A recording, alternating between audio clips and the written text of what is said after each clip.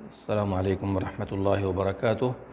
الحمد للہ رب العالمین والصلاة والسلام علی نبینا محمد وعلی آلہ وصحبہ اجمعین۔ وہ مسائل جن میں نبی اکرم صلی اللہ علیہ وسلم نے زمانہ جاہلیت والوں کی مخالفت کی ہے، اور یہ سلسلہ کئی ہفتوں سے کئی دروس پر مشتمل ہے، چل رہا ہے، تو اسی کی کڑی آج بھی ہے۔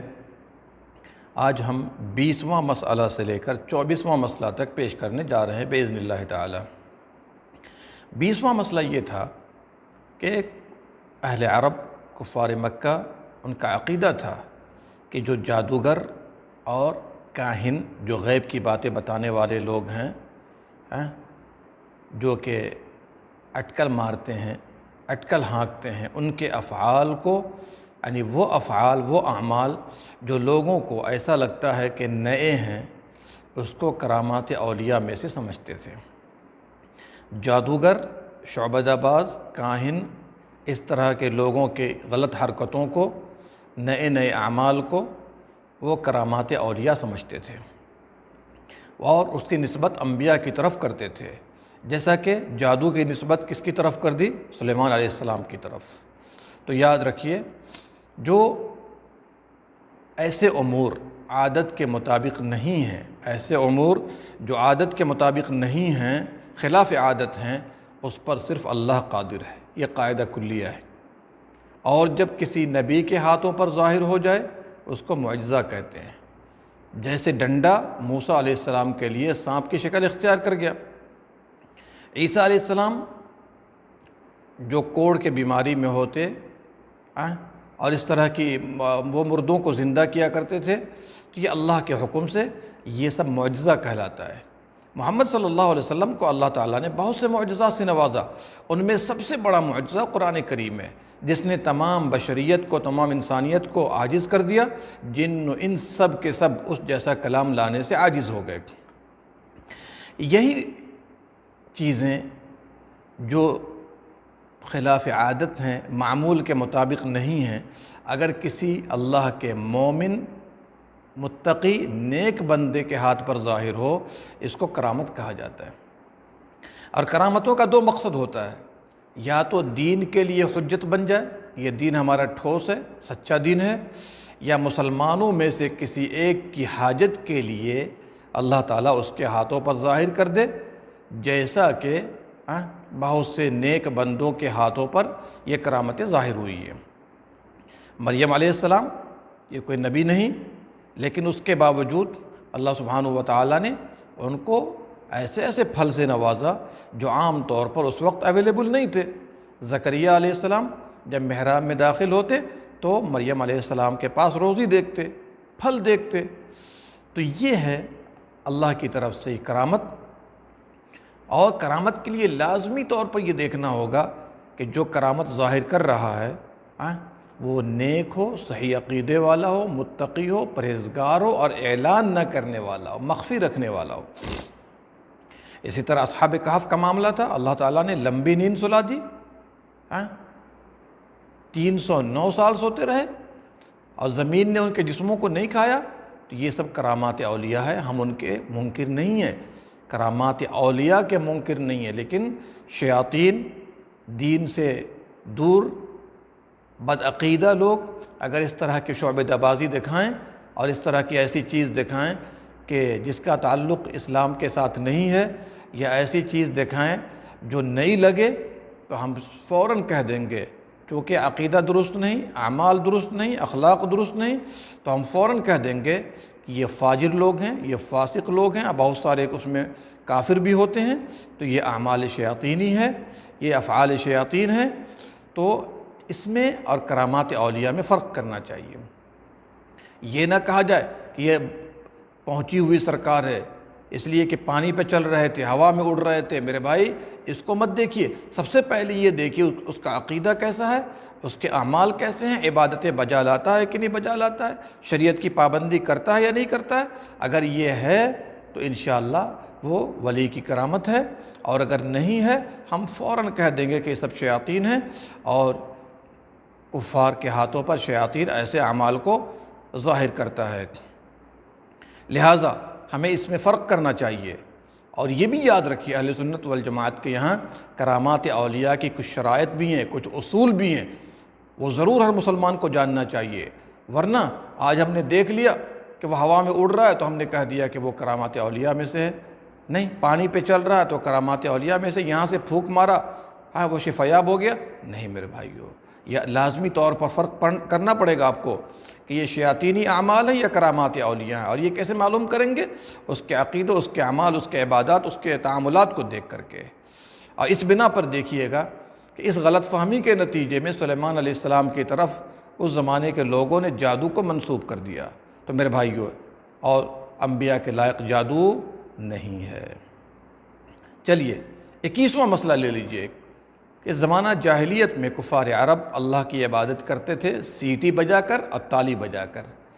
تو یہ مسائل جاہلیت جس کی مخالفت نبی صلی اللہ علیہ وسلم نے کی ہے، تو وہ لوگ اللہ کا تقرب کس طرح حاصل کرتے تھے؟ سیٹی بجا کر اور تالی بجا کر۔ اللہ نے قرآن میں فرمایا وَمَا كَانَ صَلَاتُهُمْ عِندَ الْبَيْتِ إِلَّا مُكَاءً وَتَصْدِيَةً۔ ان کی نماز خانہ کعبہ کے پاس کیا ہوتی تھی؟ کعبہ مشرفہ کے پاس ان کی نماز کیا تھی؟ وہ سیٹی بجاتے تھے اور تالی بجاتے تھے، اور اسے نماز کا نام دیتے تھے اور اللہ کی قربت حاصل کرتے تھے۔ تو یہ شیاطین نے ان کے لیے مزین کر دیا، انس و جن کے شیاطین نے، اس لیے کہ عبادت تو وہ ہوتی ہے جسے اللہ مشروع کرے، اللہ اس کا حکم دے، اور یہ توقیفی ہے، اپنی طرف سے انسان کچھ بھی نہیں کر سکتا ہے۔ لہٰذا ہر وہ کام جسے اللہ نے مشروع نہیں کیا اور اس کی اصل شریعت میں نہیں ہے، تو پھر یاد رکھ لیجئے کہ یہ عبادت نہیں ہے اور یہ نماز نہیں ہے۔ یہاں سے ہم ایک بات لیتے ہیں کہ تالی بجانا اور سیٹی بجانا کسی بھی وقت میں ہمارے لیے جائز نہیں ہے، چاہے وہ خوشی کا موقع ہو یا کوئی اور موقع ہو، اس لیے کہ اس میں مشرکین سے مشابہت ہے۔ اور تالی بجانے کو نبی صلی اللہ علیہ وسلم نے عورتوں کے لیے ضرورت کے وقت میں مباح قرار دیا ہے۔ جیسے امام سے بھول ہو جائے اور عورتیں پیچھے ہیں، مرد آگے ہیں، مرد جواب نہ دے سکے، لقمہ نہ دے سکے، تو عورتیں تالی بجا کر جواب دیں گی۔ اس طرح سے دیکھیے، اس طرح سے تالی بجا کر وہ جواب دیں گی۔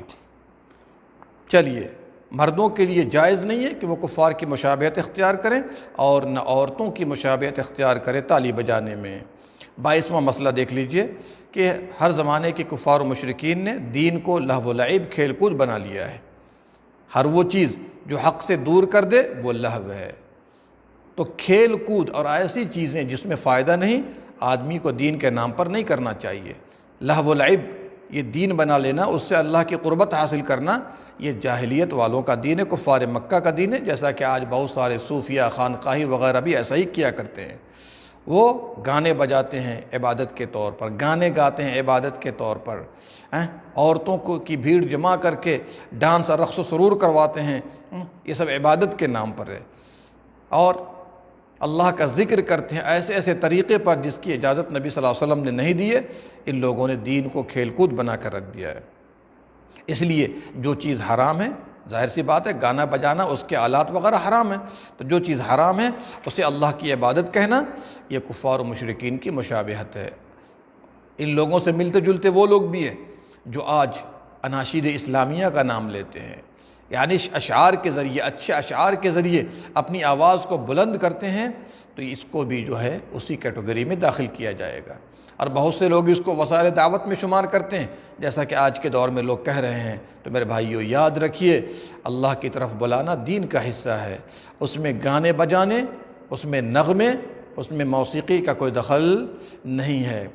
لوگ اللہ کے ذکر اور قرأت قرآن سے دور ہوتے جا رہے ہیں، اور ایسے ہی سلیبس کو اختیار کرتے جا رہے ہیں، جیسا کہ آج لوگ باور کرنے کی کوشش کرتے ہیں کہ جی گانے بجانے اور اچھی آواز، اچھا اشعار وغیرہ پڑھ کر کے لوگ اللہ کی قربت حاصل کرتے ہیں۔ تو یاد رکھیے، پیارے نبی صلی اللہ علیہ وسلم کا طریقہ یہ نہیں تھا۔ اور آج بہت سے لوگ ایسے بھی ہیں جو نعت ایسی ایسی آواز میں پڑھتے ہیں جو گانے کے طرز پر ہو۔ میرے بھائیو، نعت پڑھنے کے ہم ممکن نہیں ہے، ادب کے ساتھ ہو، احترام کے ساتھ ہو، لیکن گانے بجانے کے طرز پر، بالخصوص آج ایسے ایسے نعت خواں موجود ہیں جو ایک ایک رات کا 1-1 لاکھ روپیہ لیتے ہیں۔ یہ پیسے کو ضائع کرنا ہے۔ نبی صلی اللہ علیہ وسلم کی تعریف کی جائے، شریعت کی حد میں رہ کر کی جائے، لیکن وسائل بھی وہ اختیار کیے جائیں جو اسلام نے جائز قرار دیا ہے۔ لہذا آدمی کو چاہیے اس میں فرق کرے۔ چلیے 23واں مسئلہ یہ ہے دنیا سے دھوکہ کھانا۔ اللہ تعالیٰ مال دے، دولت دے تو اس کا یہ مطلب نہیں ہوتا ہے کہ اللہ ہم سے راضی ہے، اور دنیا سے دھوکہ کھا کر وہ یہ بھی کہنے لگتے ہیں کہ ہم تو جی زیادہ مال والے ہیں، زیادہ اولاد والے ہیں، اللہ ہمیں عذاب نہیں دے گا، تو یہ وہ اللہ کا کرم سمجھتے ہیں۔ تو میرے بھائیوں اس بات کو یاد رکھ لیجئے، کثرت مال اور کثرت اولاد یہ اللہ کی محبت کی دلیل نہیں ہے، بلکہ اللہ تعالیٰ کافر کو بھی دیتا ہے بطور ڈھیل، بطور مہلت۔ لہٰذا اس حدیث کو بھی ذہن میں رکھنی چاہیے، ان اللہ یعطی الدنیا من یحب ومن لا یحب، اللہ تعالیٰ دنیا تو اس کو بھی دیتا ہے جسے پسند کرتا ہے، جسے پسند نہیں کرتا، لیکن دین اسے دیتا ہے جسے وہ پسند کرتا ہے، جس سے وہ محبت کرتا ہے۔ دوسری حدیث میں نبی صلی اللہ علیہ وسلم نے فرمایا لو کانت الدنیا تعدل عند اللہ جناح بعوضہ، اگر دنیا اللہ کے نزدیک ایک مکھی کے پر کے برابر بھی اس کی اہمیت ہوتی تو اللہ کسی کافر کو ایک گھونٹ پانی نہ پلاتا۔ یہ روایت ترمذی کے اندر ہے، علامہ البانی نے صحیح الجامع میں صحیح قرار دیا ہے۔ نبی کریم صلی اللہ علیہ وسلم جو اللہ کے نزدیک سب سے مقرب بندے ہیں، اسی طرح آپ کے صحابہ کرام فقر و فاقہ میں مبتلا ہوئے ہیں، جو نبی صلی اللہ علیہ وسلم کے بعد تمام انبیاء کے بعد اللہ کے نزدیک سب سے مقرب اور محترم بندے ہیں، بسا اوقات وہ فقر و فاقہ میں مبتلا ہوئے، کھانے کے لیے پریشان تھے، اور اللہ تعالیٰ کافروں کو نعم دے دیتا ہے، بہت سی نعمتوں سے نوازتا ہے، تو یہ کفار کے لیے بطور مہلت ہے، بطور ڈھیل ہے کہ زیادہ گناہ کریں تاکہ اللہ تعالیٰ کی گرفت ان کو ختم کر دے۔ لوگوں کے نزدیک معیار کیا ہے؟ جو اہل دنیا ہیں، اہل مال ہیں، وہ یہ سمجھتے ہیں کہ ہم اللہ کے مقرب بندے ہیں، ہم اللہ کے نیک بندے ہیں، لہٰذا یہ معیار غلط ہے۔ اللہ تعالیٰ بطور مہلت کافروں کو دیتا ہے، بسا اوقات مومنوں کو نہیں دیتا ہے، تاکہ قیامت کے دن پورا اہل ایمان کو بدلہ دیا جا سکے۔ لہٰذا دھوکہ کھانا دنیا سے یہ زمانہ جاہلیت والوں کا طریقہ ہے۔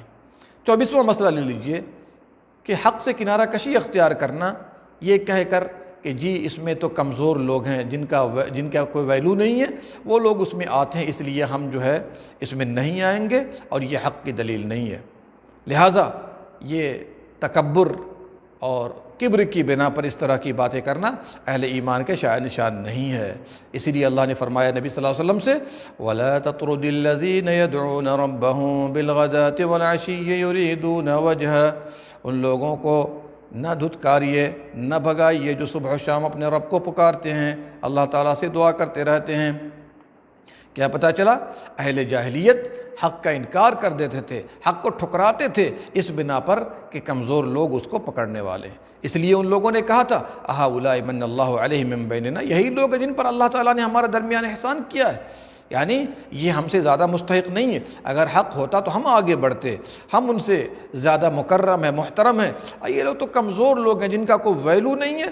اس لیے جو ہے اللہ تعالیٰ نے ان پر رد کیا ہے أَلَيْسَ اللَّهُ بِأَعْلَمَ بِالشَّاكِرِينَ، کیا اللہ تعالیٰ شکر گزاروں کو زیادہ نہیں جانتا ہے؟ اللہ تعالیٰ یہ دین اس کو دیتا ہے جس سے خوش ہوتا ہے، اور دنیا جس سے خوش ہوتا ہے، جس سے خوش نہیں ہوتا، سبوں کو دیتا ہے۔ اللہ ہم سب کو قرآن و سنت پر چلنے والا بنا دے، آمین یا رب العالمین۔